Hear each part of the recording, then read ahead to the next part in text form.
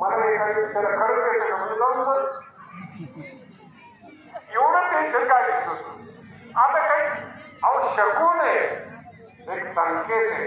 इथे पुढे जाऊन सांगतो तुम्हाला भाव आहे तो खरंच त्याला तोंड येतं का खरंच एका डोळा असतो का संकेत आहे. काय जे संकेत आहे हे भाव समजण्यासाठी चिकित्सा करण्यासाठी तुमच्या मनाला रिझवलं ना हा त्या शब्दाचा उद्देश आहे.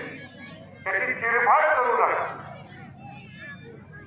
म्हणून ज्ञानोबरांचा द्राक्ष रसा अमरसा तोंड सगळे व्हायचा तोंड येतं त्या कावळ्याला म्हणून तो आपला खात पण एकाच दिवशी आंबिया डहाळी खडे चिंबी रसाळी असं जर दिसलं तर पाहुणे एकच म्हणतात अरे आज हा आमचा कावळा आंब्याला तोच करतो माझ्या घरामध्ये पडणारी नाश घेणारे हा संकेत हा भाव आहे.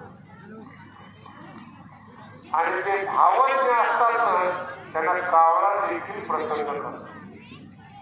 आणि ते निष्ठोर असतात भावहीन असतात संतांचे सुद्धा जे द्वेषी असतात त्याचा काय उपयोग करावा. ज्ञानोबा म्हणतात हे असो वायाने काय मूर्खाची बोलू वाया वाढीचा वाढे पण मूर्खाबद्दल आणि दुष्ट माणसाबद्दल अधिक बोलू नका.